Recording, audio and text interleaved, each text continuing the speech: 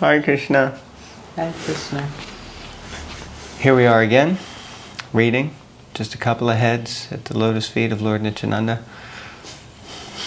So much effort just to get the picture in. Took us 2 weeks just to do that. Okay, we're continuing to read from the Grantha Raj, the king of books, Srimad Bhagavatam.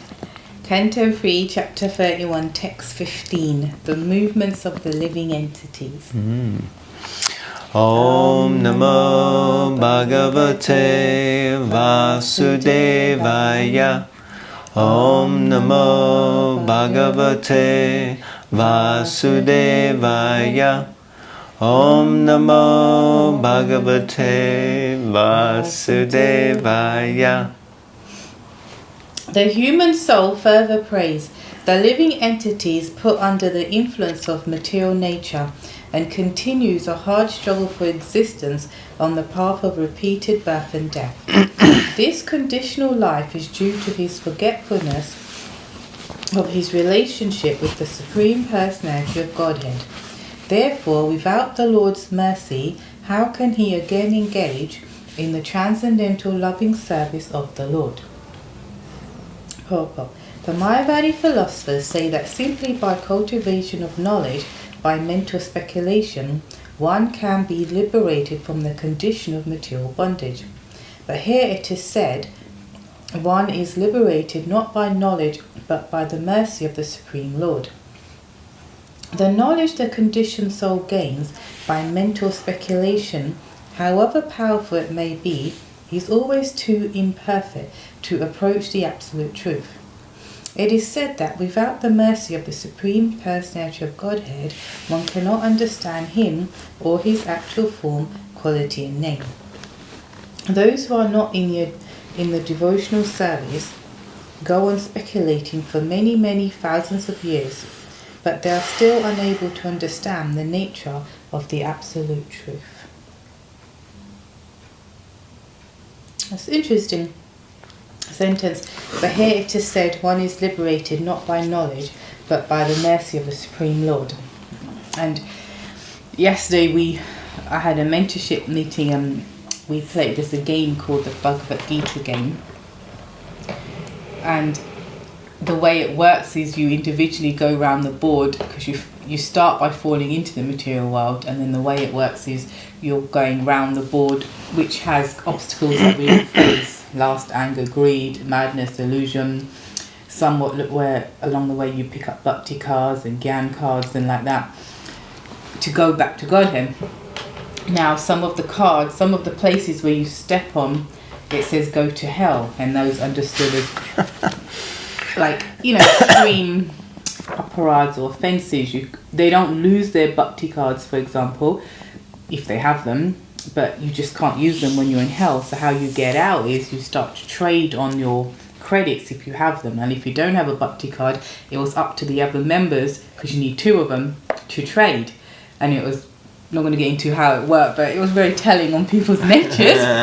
One lady even said, because she was on her way back to Godhead, and she even said, I'll pray for you. She tried to go and Krishna arranged. She ended up in hell with the devotee. She didn't help.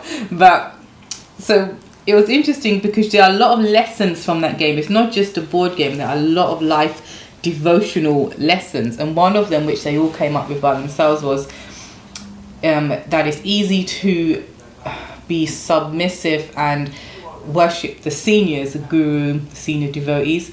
And it's easy to show care to those who are younger and new, but we disregard the peers. And here in this game, they're your peers. You're all on the same board, literally. And they have to rely on each other's mercy and really see who helped to bail them out, as it were, with the other person's bhakti credits. Whoever else was putting themselves out and losing. So they felt that mercy. It was quite a deep realization they had, that mercy doesn't just come from who I'm looking up and who I'm helping below, but we forget because we take it for granted. You get over familiar, but it comes through the people, the peers, as it were. But the point being, it wasn't just because I answered a Gyan card, so I went forward, or I did this, so I went forward. You needed the assistance. So that's what, this is the point I'm trying to relate, that it's not just by knowledge, but it's by mercy. It's by mercy that we actually progress. Then mercy of the Vaishnavas that we're here, basically. Very powerful. Jeez. Yeah, I mean, when I read this, I was looking at more how Prabhupada went into the whole principle of mental speculation. And I thought, why did he go into that topic?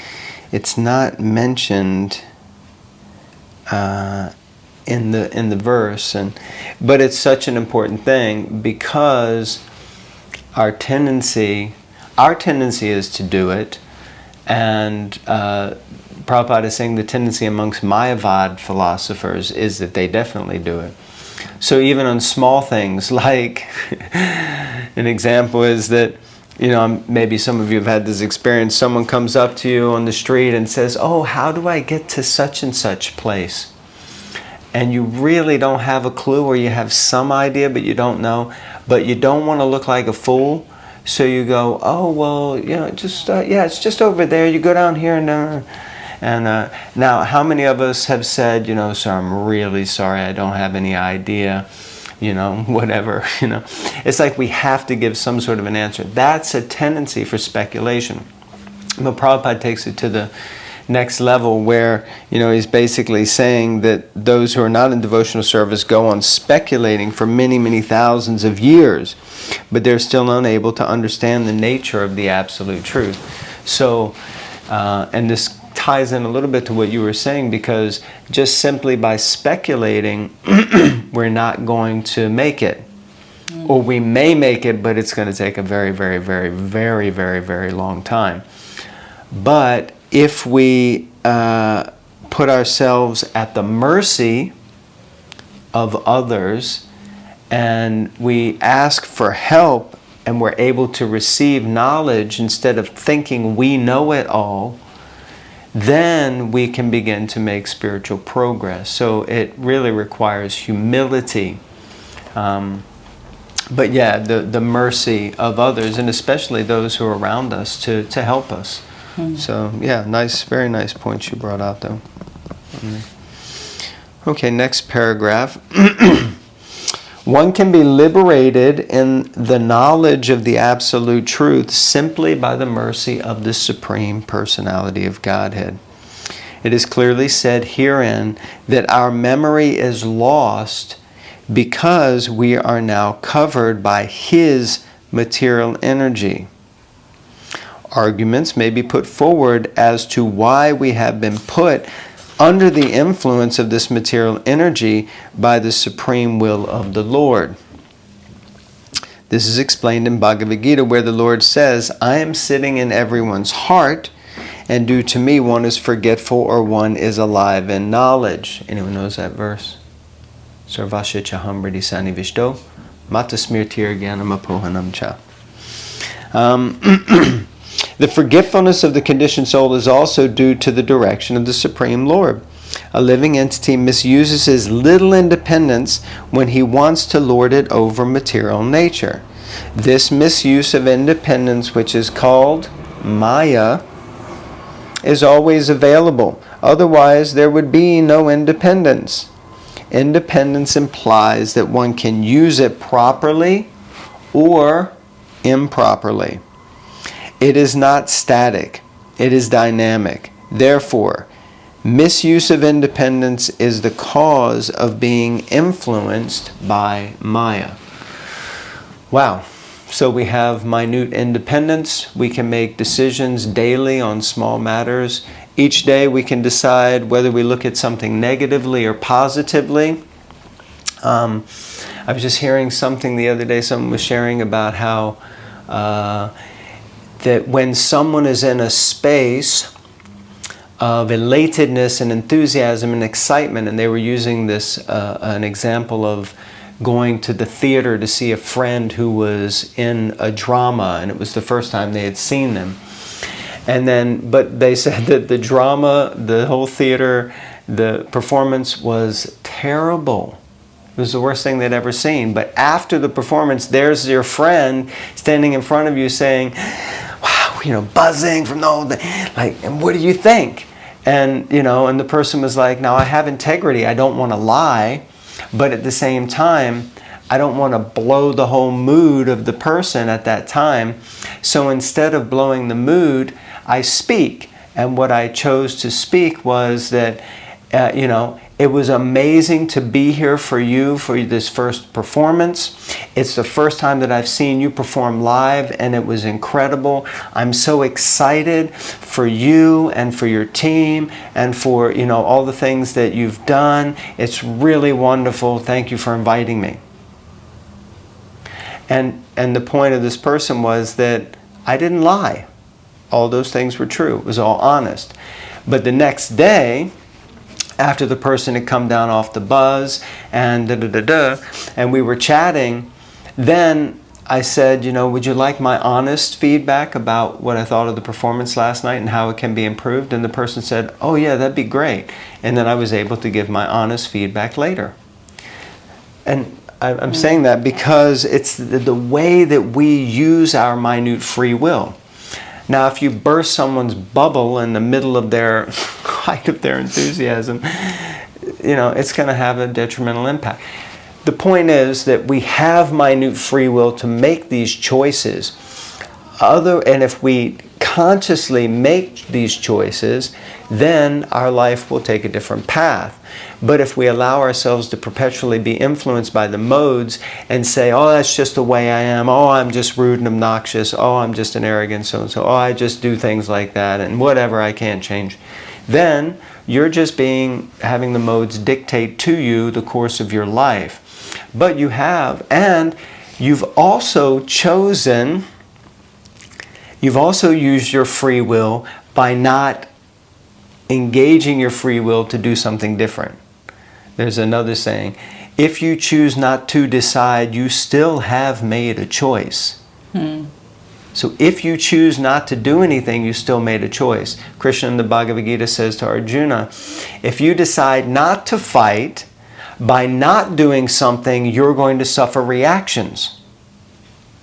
Because we often think, oh, I'll only get a reaction if I do something. But no, if your role is to protect someone and you don't do that, you'll get a reaction for not acting. Does that make sense? Food for thought. Maya is so strong, she is, that the Lord says that it is very difficult to surmount her influence. But one can do so very easily if he surrenders unto me. Mam eva ye prapadyante. Anyone who surrenders unto him can overcome the influence of the stringent laws of material nature. It is clearly said here that a living entity is put under the influence of Maya by his will. And if anyone wants to get out of this entanglement, this can be made possible simply by his mercy.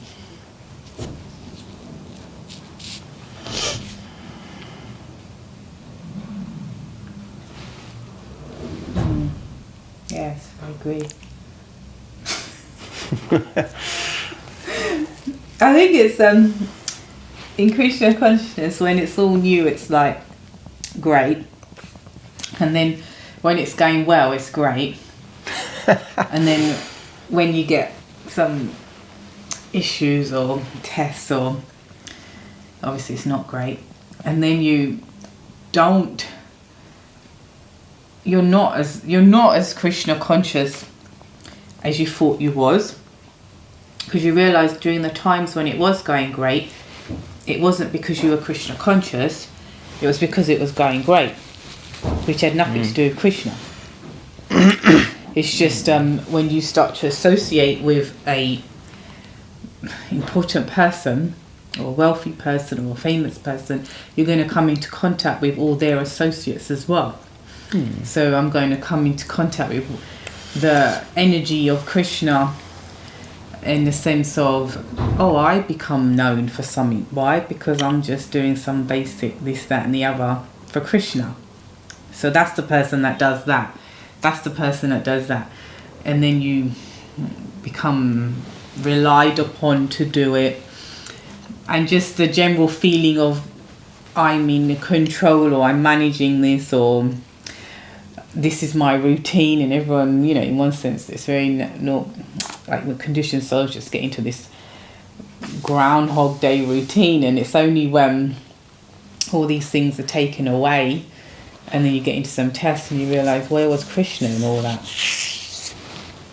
And here it's saying that Krishna is saying, well, I can remove this illusion, I can remove this material energy, but you've got to surrender to me. So then the point being, well, how surrendered was I?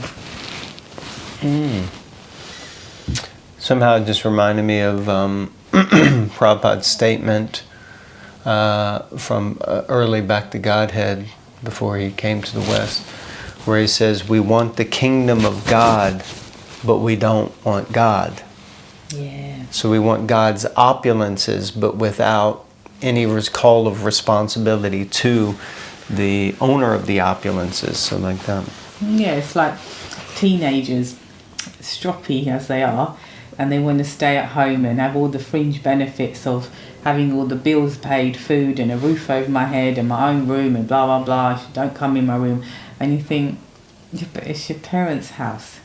So, you know, it's like they want everything except the person who's in charge of that thing and is going to like maybe call them up on it. Nice point. Yeah. Okay, last paragraph, and then we're going to conclude. We didn't move very far, but some great points Srila Prabhupada's made in the purport. So the last one, the activities of the conditioned souls under the influence of material nature are explained here. Every conditioned soul is engaged in different types of work under the influence of material nature. We can see in the material world that the conditioned soul acts so powerfully that he is playing wonderfully and creating the so-called advancements of material civilization for sense gratification. I'm going to read that again. We can see in the material world that the conditioned soul acts so powerfully. It's an important thing. That he is playing wonderfully, again, acting and playing wonderfully and powerfully, in creating the so-called advancements of material civilization for sense gratification. Means basically it's all pretense. It's just a big act, big show. But actually, his position is to know that he is an eternal servant of the Supreme Lord. Haribo, Jiva Swarupa Krishna and Nitai. When he is actually in perfect knowledge, he knows that the Lord is the supreme worshipful object, and that the living entity is his eternal servant. Without this knowledge, he engages in material activities. That is called ignorance, or ignorance. So we ignore the fact. That's wonderful, very powerful. I like this. He acts so powerfully that he is playing wonderfully in creating so-called advancements in material civilization that are for sense gratification. Yeah, so imagine how big of a deal we make that I'm the architect of this building, or I was the builder of this building, or I was the manager of this, or I did this and I did that. All this just some glory. You know, Prabhupada said skyscrapers. Oh, how did he describe? Of course, he called them skyscrapers, I think. Skyscrapers. He said they're just like the, it's just, it's like, just like male false ego, building some big, as tall an erect building as you can, build. And that's like, look at my big building, It's just, it's all based on falsity and pretense, Trying to look better than someone else, trying to be God. Tried to be It's God. true. Someone's always trying to. You have the world's tallest building. Someone's always trying to outdo that. Top it. Why? How many windows you have to clean? Yeah, you just create a mess. Any other thoughts? No. I hope everyone's well. It's very cold and it's calling for severe weather warnings. I forgot what the name of the storm is. Do you know they give a name to the storm? Oh, the beast from the east? No, there's another one. Okay. That's a new one. But anyway, it is all across the country. It's cold, so stay warm as much as you can. Afford to pay the bills, obviously. Isn't God. And look after yourselves. Get a hot water bottle and hot drink, and just curl up and read the Bhagavatam. Oh, wow, that's so nice. And get snacks afterwards. Oh. Hare Krishna, everyone. Thank you very much. Hare Rantaraj Krishna. Srimad Bhagavatam Ki Jai. Jai.